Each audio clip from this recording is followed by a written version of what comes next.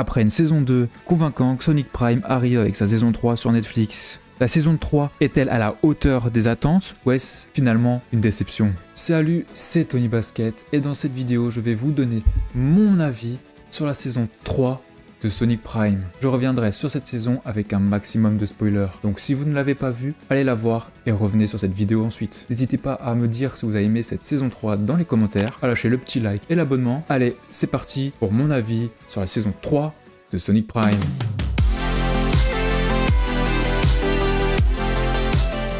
Donc pour commencer, je vais faire un tout petit résumé de la saison. La saison 3 commence juste à la fin de la saison 2. Nine retourne sur le sinistre avec les morceaux du prisme du paradoxe. Shadow et Sonic décident de le suivre. Mais malheureusement, la destruction du paraverse continue. Shadow et Sonic doivent quitter Ghost Hill avant qu'ils ne disparaissent. Ils passent ensuite dans une faille créée par la destruction de l'univers. Shadow et Sonic arrivent proche du sinistre. Et Shadow peut rentrer dans le sinistre car le portail est fissuré, ce qui lui permet d'y rentrer. Ça répond à la question que j'avais dans les précédentes vidéos de comment Shadow peut se déplacer sur le sinistre. Et se lance ensuite un combat contre Nine. Nine envoie ses robots combattre Sonic et Shadow. Mais malheureusement, ils ne sont pas assez forts pour combattre ces robots. Shadow comprend que Nine veut l'énergie prismatique que Sonic a en lui. Il décide donc de l'envoyer en dehors du sinistre. Malheureusement, Shadow se fait battre et balancer dans une faille. Sonic décide donc de regrouper ses amis et même le conseil du chaos pour un combat final contre Nine. Et là commence un combat qui durera toute la saison.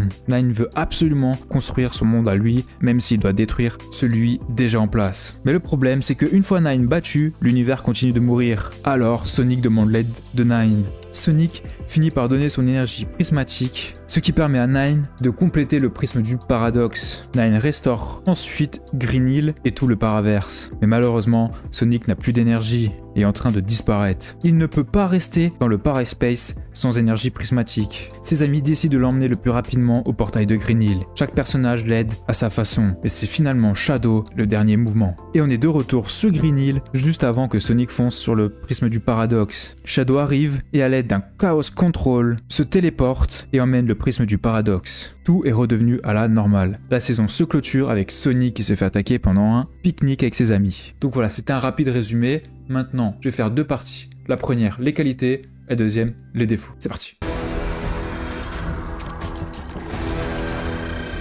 On commence avec les qualités. Déjà, la première qualité de cette saison, qui était déjà présente dans la saison 2, c'est bien sûr la relation entre Sonic et Shadow. Je trouve d'ailleurs que dans cette série, on a peut-être pour la première fois une vraie relation entre les deux personnages. Et on le voit dans le premier épisode, ce qui est vraiment intéressant, c'est que Sonic cherche toujours à essayer de sauver Ghost Hill, mais à chaque fois Shadow le ramène à la raison, encore une fois, en lui disant que ce ne sont pas ses amis, et que s'il veut vraiment sauver ses amis, ils doivent attaquer Nine. Et à chaque fois que Sonic a un coup de bas, c'est Shadow qui vient l'aider. Comme par exemple quand Nine dit à Sonic qu'il est tout seul, Shadow dit non, il n'est pas tout seul, Shadow est avec lui. Et Shadow fait toujours le nécessaire, et c'est ça que j'aime. On sent que Sonic fait confiance à Shadow, mais on sent que même si Shadow ne l'avoue pas, fait confiance à Sonic. Ou en tout cas, il n'a pas le choix, il faut que ce soit Sonic.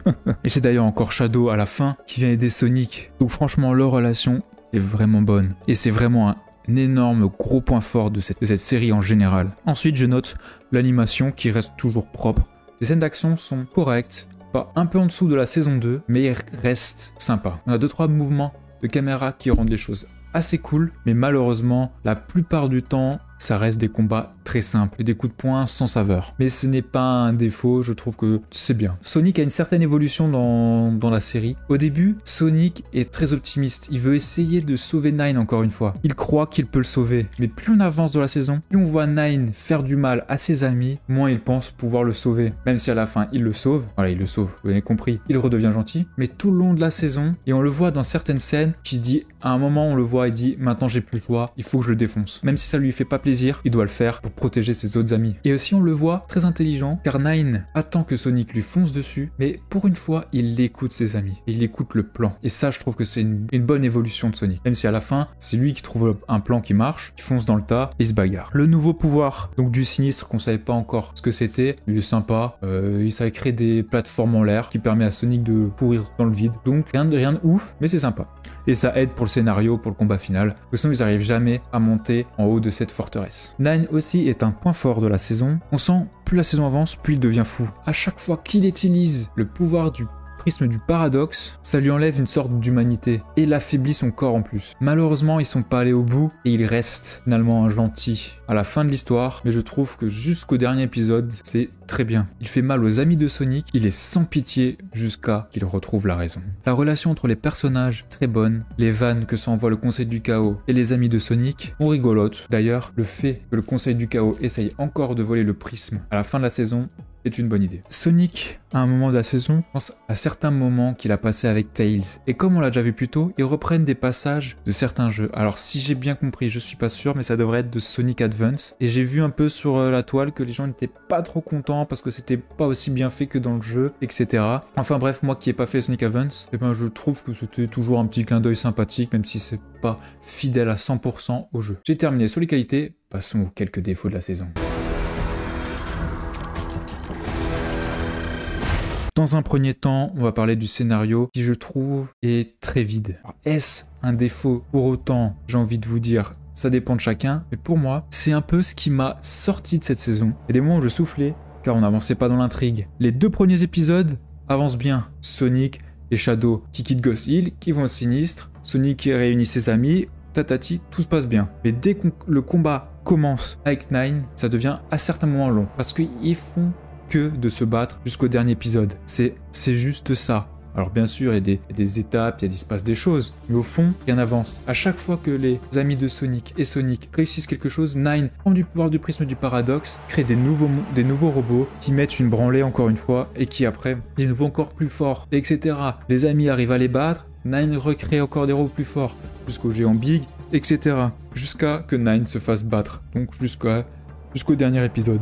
Et le dernier épisode, eh ben malheureusement c'est la fin tellement prévisible. Une fin prévisible qu'on connaissait quasiment depuis le début de la saison, sans même l'avoir vu. C'était sûr que Nine allait redevenir gentil, en un claquement de doigts. Et même si les amis de Sonic ne veulent pas le pardonner, ils finissent quand même par trouver un accord pour qu'il sauve le monde. D'ailleurs ils n'avaient pas trop le choix, car seul Nine pouvait restaurer le paraverse. Mais c'est un peu la fin qui était trop prévisible à mon goût. Ils finissent par sauver Green Hill, qui est prévisible, mais on va dire logique dans l'histoire. Voilà, et puis c'est tout. Au moins, le paraverse, pour le moment, existe, mais dans le prisme du paradoxe. Mais vu que Shadow l'a disparu, bon, Sonic ne veut pas y retourner, donc ça c'est déjà bien. Mais tout finit bien en fait. Chacun retourne dans son monde, ils sont tous copains. Voilà, sauf peut-être Nine qui est tout seul dans son monde, mais ça est la fin de l'histoire, qui finit sur une porte ouverte à une saison 4. Possible. Une autre chose, c'est que vu qu'on reste sur le sinistre quasiment toute la saison, eh ben on a peu de décors différents. On ne voyage pas. Donc à un moment, visuellement, on ne voit pas autre chose. On voit toujours le sinistre. Dans les 2 autres saisons, on voyageait entre les différents mondes. Mais là, on reste sur le même. Toujours le même décor. Et vu que sinistre et vide est un désert plat, grand chose à voir. À part la forteresse de Nine. Le problème de tout ça, c'est qu'on a l'impression qu'ils ne savaient plus quoi dire avec cette saison, qu'ils avaient dit oui, Nine c'est le méchant, et qu'ils savaient pas trop quoi raconter. Et c'est ce que je ressens dans ces combats, c'est qu'ils ont fait plein de combats, et de temps en temps, Nine qui gagne, Nine qui perd, pour rallonger la saison, pour pouvoir arriver aux 23 épisodes.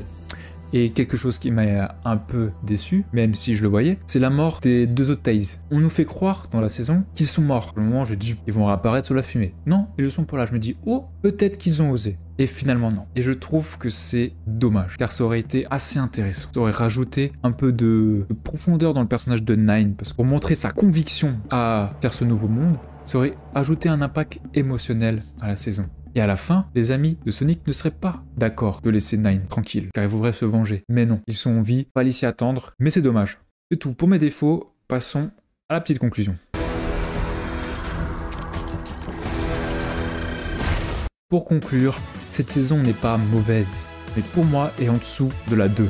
Seule la présence de Shadow sauve peut-être ça. Car finalement, à certains moments, on s'ennuie. On voit que du combat, et à chaque fois que Nine redonne de la vie à ses robots, on souffle. Et malheureusement, ça rend le final de cette saison et de cet arc sans saveur. On n'a pas eu les émotions et l'épique de la saison 2. Je ne demande pas forcément une nouvelle transformation, mais aucun combat, aucune scène m'a vraiment marqué dans cette saison. À part la fameuse phrase de Shadow, je suis la forme de vie ultime à la fin. Personnellement, je n'ai pas détesté cette saison, je l'ai appréciée sans plus, on va dire. Pour moi, il manque surtout un peu plus de scénario.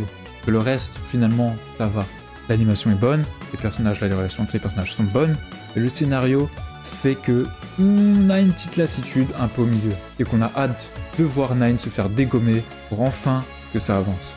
Et pour moi, la fin trop prévisible gâche pas forcément l'expérience, mais on l'avait vu quoi. Donc on n'est pas surpris. Il n'y a eu aucune surprise dans cette saison. C'est ça en fait. Et la fin est sur une porte ouverte. Alors est-ce qu'on aura une saison 4 ? Officiellement, c'est pas encore dit à l'heure où je tourne la vidéo, donc mi-janvier. Mais si la saison 3 marche, le pognon attire le pognon, donc ils vont sûrement faire une saison 4. Mais pour l'instant, rien n'est d'officiel, donc ça peut aussi très bien se terminer. Ils ont fait en sorte que ça peut être une fin fermée, ou c'est à la fin une fin fermée. Shadow a juste emmené le prisme du paradoxe.